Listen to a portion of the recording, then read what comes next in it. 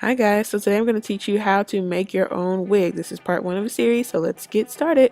First, we're going to start with our canvas wig head and a couple of T-pins. I got both of these, including the stand, from Amazon. With a quick search, you can get yourself squared away with that. And next, you're going to need a spandex dome cap. You can get this from Amazon as well, or your local beauty supply. You're going to need needle and thread. And of course your hair. I'm working with 2.5 bundles in the closure. The half is not featured, but we'll get to that later. So first we're going to pin the spandex dome cap. I've already put it on. We're going to pin that to the canvas head so that everything is nice and secure. And we'll use those same T-pins later on once we start working with our closure, which is here. So we're going to get our closure, and I'm going to show you guys a little measurement system. So normally the top of your thumb is about 1 inch. So you want to measure about half of your thumb, and then where the hair starts on that closure, you want to measure half of 1 inch outward from that, so towards the front, and you want to place that onto your wig head, okay? So you want to make sure that at least half of 1 inch of that closure is out from the spandex dome cap, okay? And the reason you want to do this is because you want it to lay on your forehead, not on the dome cap, but you want it to show through to your skin. Okay, so next we're moving on to the side of the closure. I've turned the blockhead around, and we're just going to begin to sew one side of the closure onto the spandex dome cap, making sure that we do not snag the canvas head, because that will be a disaster trying to get that off. So I'm going to sew a couple of stitches, and then what you see me do is once I stitch it, I'm going to go in and make sure that it's super duper secure by doing 2 wraps around my thread, which is going to create a knot. So that's what I'm doing right here, 2 wraparounds, and that is going to make a knot so that our closure is nice and secure and it doesn't move. And then we're going to continue stitching. So I'm going to stop talking and I'll let you guys watch.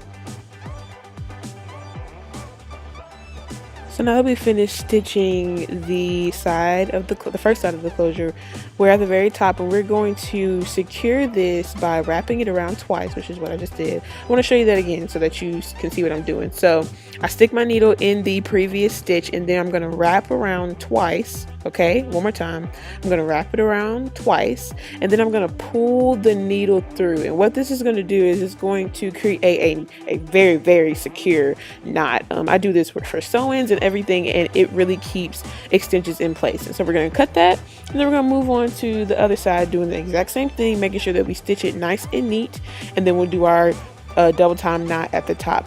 And a lot of people may be wondering why I don't stitch the back side of it. Why not just go in a complete circle? And the reason is because a lot of times the closure ends up sliding back, and then you have to cut out your previous stitches, and that is just a headache. When you tack down both sides of a closure, it actually makes it stay in place. And so we stitch down both sides first, the left and the right side, and then once everything is nice and secure, we'll go to the back side and we'll make some stitches to make sure that everything is just nice and flat and in place. So that's where we are now.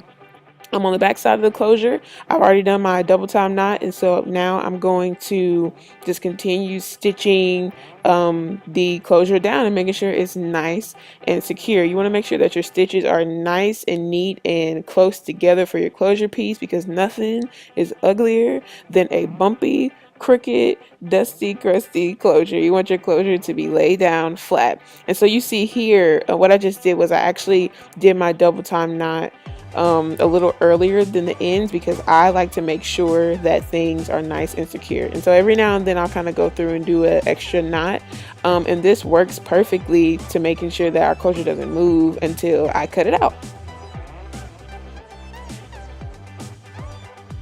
And so we got one more stitch, right here, and you'll see I'm going to do that double time knot again. We're going to cut it, and now our closure is ready to go. You can see that she's nice and secure and neat, and oh my god, this is what you want to see every time. No movement, okay? So now let's move on to our hair. We are working with our 2 bundles, and we're going to begin on the back side of the dome cap, and we're just going to do standard stitching.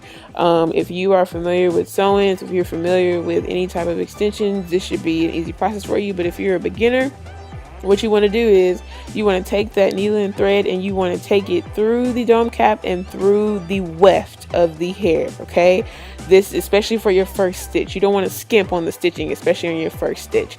And so we secured that with a double time knot too, and then you can just keep going. I don't necessarily go through the weft after this point. I don't think it's necessary, but you can if you want more security.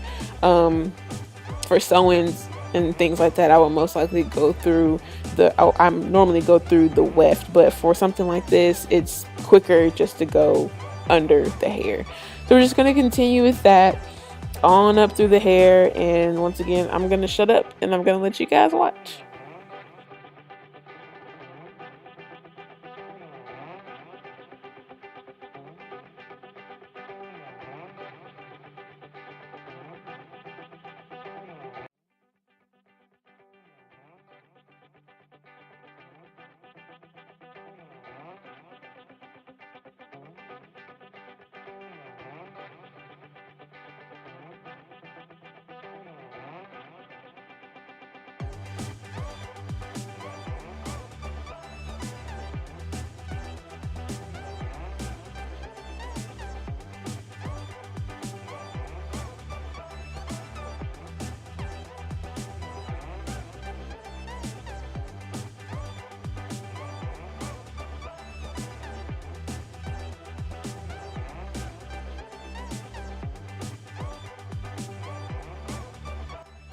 So now I've worked my way up a little bit, and I wanted to come and show you guys how I handle this closure situation. So I'm sure you may be thinking, or maybe you're not thinking, but I'm going to tell you anyway, how in the world are we going to get this flap to stay down? So this is what I do. I take one part of my thread that is attached to the weft, and I put it through the front part, about that half inch, the front part of that half inch, and I connect the two, and this is going to create tension on the closure, so the closure is going to lay flushed to our forehead when we put it on. This is a little trick, trying to figure out how to get your closure to stay down without using all this product and got to be glued and da da da da da. No shade, it got to be glued, but this is how you do it. And so once you do that, you just continue connecting the closure to the weft. So we went far out on the weft, and then we're stitching backwards on the weft too, just to make sure that our closure piece is connected to that weft and that it's flush and it has something that's going to create some tension so that it sits on your head nice and flat. So this is what you do, and once you do that, I actually do a double time knot eventually, and then we just fold the weft over and we continue stitching like nothing ever happened. Bada bing, bada boom. See? And we're just going to keep doing what we were doing when we was doing it, how we was doing it.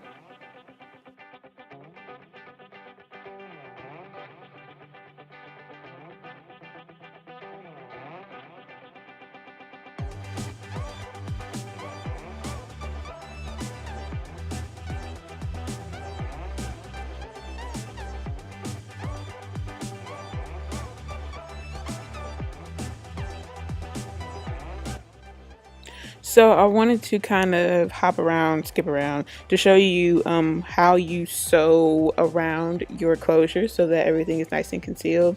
We're going to fill in that blank space later on, but I wanted to show you guys this. So what you're going to do is you're going to once you get to the top, you're going to wrap the weft neatly around your closure, the base of your closure, so that you can't see that fabric. And then you're just going to continue sewing it. You don't have to pull too tight because your closure is already nice and tightly knitted to your spandex dome cap. You have, at this point, you should have done your double time knots and all that kind of stuff. So here We just want to make sure that if the wind blows, all our business is not out. You can't see any any fabric from our closure, and so you just create a nice, neat stitch around the shape of the closure, and that is what creates or avoids any line of demarcation. And so once you get done with your wig, you fill in all your space. This is what she should look like. And so we're going to flip that thing inside out, and right up under the closure where we did not stitch, we're going to cut that excess fabric out. We don't need an extra hat on our head. We don't need all that. So we're going to cut that out. Make sure you do not cut your thread because that would just be a hot mess. Yeah, so make sure that you're paying close attention to where you're cutting, and once you get done with that, I mean, it's gonna literally lay flat on your head. It's gonna be perfect smurfing. So this is awesome at this point, and you have a wig. This is what it should look like you have created your own wig. That is so freaking exciting. And here she is. You can wear her any type of way. I put it up in a little top knot for some kicks. But yeah, like this is what the wig looks like. Not styled or anything. That will come in another video. But the luxury of having a closure in a wig is so much versatility, protection if you do it right. And if you actually take care of your hair underneath, you can part it different ways. Cut that lace off, girl, and you're good to go. So thank you guys so much for watching this video. This is a goal of mine, and I'm glad to be able to help. So let me know if you have any questions, and I'll talk to you later.